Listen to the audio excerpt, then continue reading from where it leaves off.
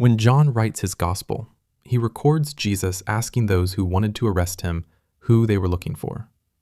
They answered him, "Jesus of Nazareth." Jesus replies with just 2 words. But not just any 2 words, words that literally knocked them off their feet. When Jesus said to them, "I am he," they drew back and fell to the ground. The English there says, "I am he." But if you look at the footnote in your Bible for this verse, it says Greek, "I am." That little footnote is covering the boldest claim a human mouth has ever made. Because in another part of John's Gospel, in the temple, Jesus had told the crowd, "Before Abraham was, I am." Not "I was," "I am." And the grammar is broken on purpose. Why? Because the men listening to that picked up stones to stone him. So what is in these 2 words? Why did everyone who heard them understand them instantly? That's what this video plans to answer. The name God spoke out of a burning bush, the road it traveled through Isaiah, and why Jesus put it on his own lips. The Greek words are ego, eimi. Let's trace them. That footnote is pointing at something bigger than one verse. In John's Greek, Jesus does not say, "I am he."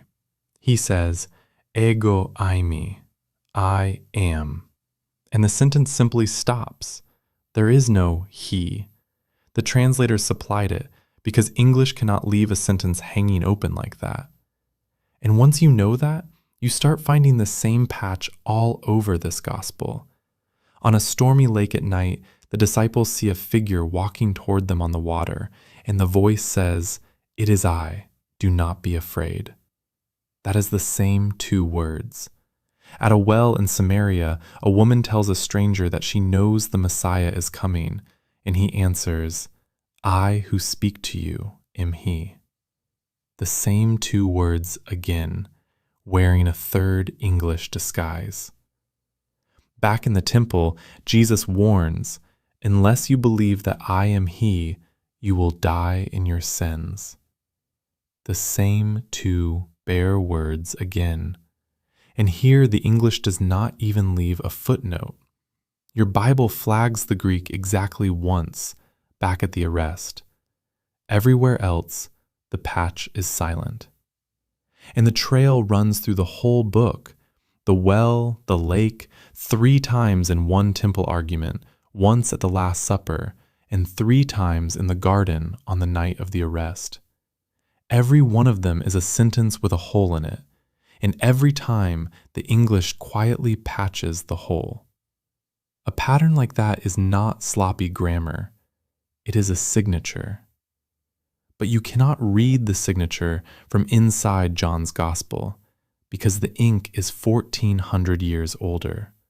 It was first pressed onto a page in a desert, in front of a bush that was on fire. And here is what makes the signature strange. The 2 words themselves could not be more ordinary.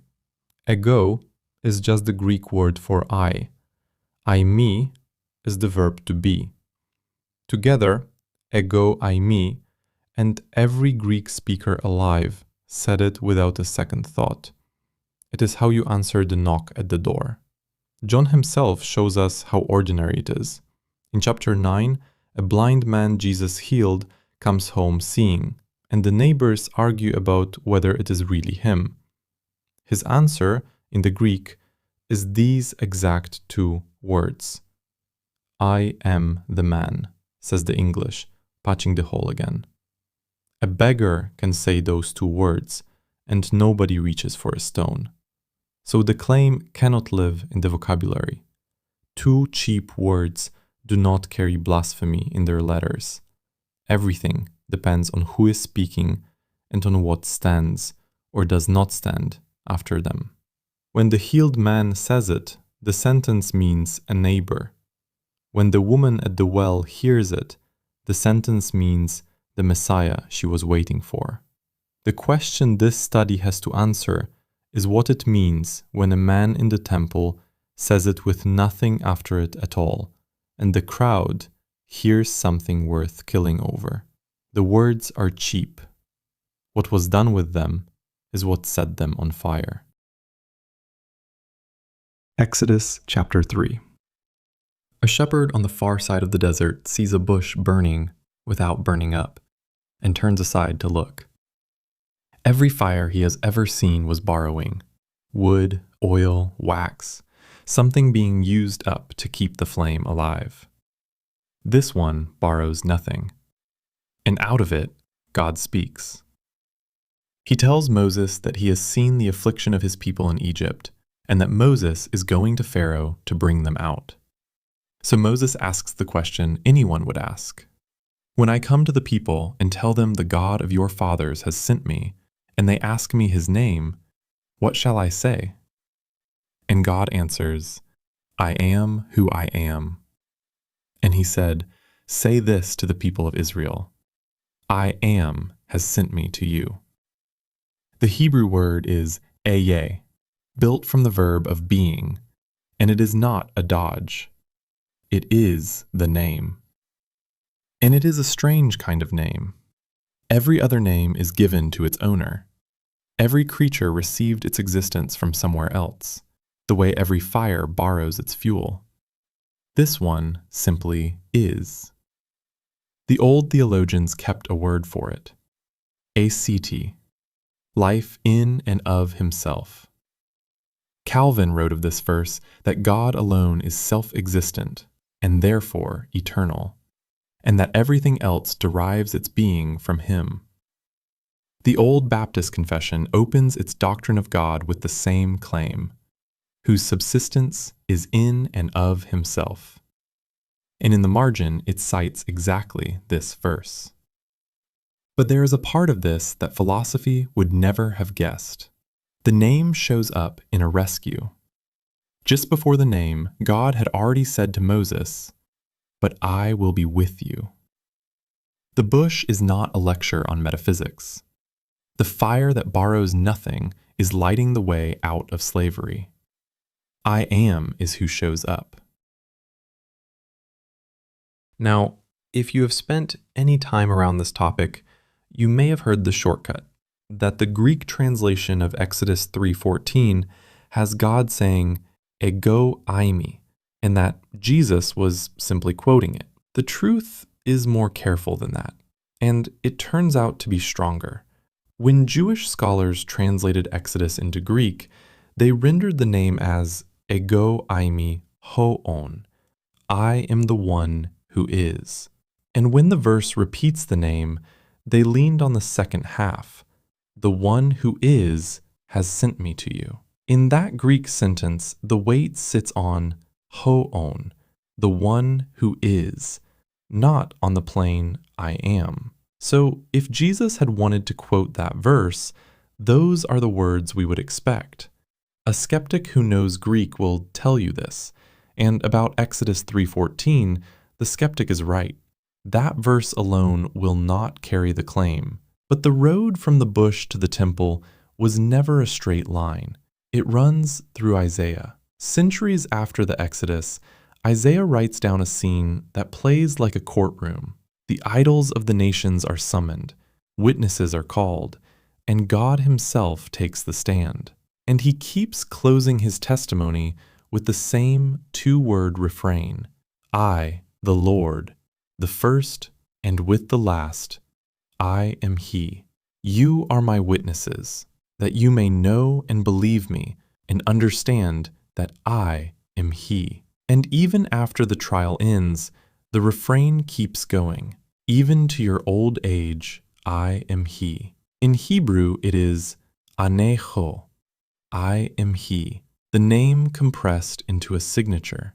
And when Isaiah was put into Greek, the translators wrote the refrain as two bare words, ego eimi, with nothing after them. In the Greek Bible, the apostles read, God signs his own testimony that way, again and again. One of those verses is worth hearing twice, that you may know and believe that I am he. Now the Last Supper.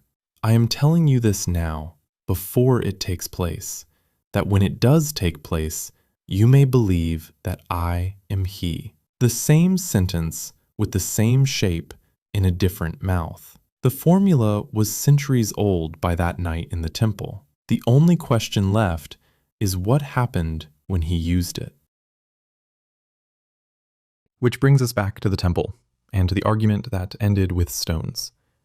Jesus has been pressing the crowd all chapter, and the signature has already been spoken twice. Unless you believe that I am he, you will die in your sins. And then, when you have lifted up the Son of Man, then you will know that I am he. Then the argument turns to Abraham. Jesus says, "Your father Abraham rejoiced that he would see my day. He saw it and was glad." The crowd scoffs. "You are not yet 50 years old, and have you seen Abraham?" And Jesus answers, "Truly, truly, I say to you, before Abraham was, I am." In the Greek of that sentence, there are two different verbs, and the difference between them is the whole claim. For Abraham, the verb is genesti. He came to be, came into existence, was born. Jesus does not use that verb for himself. He uses eimi, the bare present tense. I am. Abraham entered existence. Jesus simply is. One old grammarian put it flatly: the contrast between the two verbs is complete. And the crowd did not stand around parsing tenses, so they picked up stones to throw at him. If there were any doubt about what they heard, John removes it 2 chapters later, when the stones come out again and the crowd states its charge to his face. "It is not for a good work that we are going to stone you, but for blasphemy, because you, being a man, make yourself God." They understood him perfectly. Now, one modern translation prints the temple sentence as, "Before Abraham came into existence, I have been." Its study note argues that the verb reaches back before Abraham and simply continues. In plain English, it stretches I am into I have been. And Greek really can do that, but only when the sentence names a stretch of time for the verb to continue through.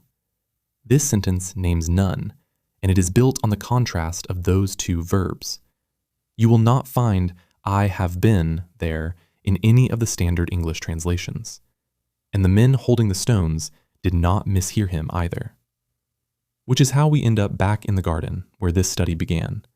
It is night, and they have come with lanterns and torches and weapons. "Whom do you seek?" "Jesus of Nazareth." And he answers with the signature, and nothing after it. They drew back and fell to the ground. John does not explain the moment. He writes down what happened and moves on. But then he shows us something stranger than the falling.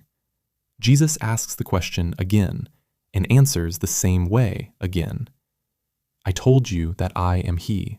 So if you seek me, let these men go." And John tells you why he said it. This was to fulfill the word that he had spoken. "Of those whom you gave me, I have lost not one." This time, the signature is a shield. The claim that flattened an arrest party is spent freely on walking his friends out of the garden. And the one the words belong to stays and lets himself be bound. Someone you love is rowing against a hard wind right now. Before the week is out, put this word where they will find it. There is one more night to see, and it is one you have already glimpsed, the stormy lake from the start of this trail, where the voice on the water said, "It is I." Matthew tells that same night more fully, and it is the gentlest scene in this study. The boat is a long way from land, beaten by the waves, the wind against it. Somewhere in the 4th watch of the night, the disciples see a figure walking toward them on the sea, and they cry out in fear. And the voice that comes back across the water is the one this whole study has been tracing. "Take heart, it is I. Do not be afraid. It is I." The same two bare words. The name that flattened soldiers in a garden is aimed here at frightened men in a boat, and it is aimed to steady them. And that is the part philosophy never promised. Self-existence by itself is a cold perfection, a fire that needs nothing, burning far away from everyone. But that has never been how this name behaves. At the bush, I Am comes down to pull slaves out of Egypt. In Isaiah, I Am, he carries his people all the way to their old age. And in the gospel, the name climbs into the boat. This is also why the temple warning returns with so much weight. Unless you believe that I am he, you will die in your sins. Not because God is eager to condemn, but because there is exactly one being who does not borrow his life, and every other life stays alive by being joined to his. That much is already true of every creature. Even the men holding the stones were borrowing their next breath. What is not automatic is trust. To trust him is to be carried by the one life that cannot run out. To refuse him is to insist on burning your own fuel. And the garden already showed how far the name will go to be trusted.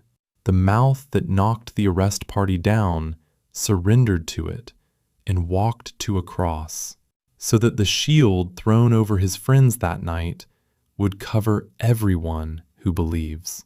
Tonight, open John chapter 8 and read it slowly, all the way to the last verse. The sentence is still broken on purpose, and to everyone in the boat, the voice still says what it has always said: "Take heart, I am. Do not be afraid."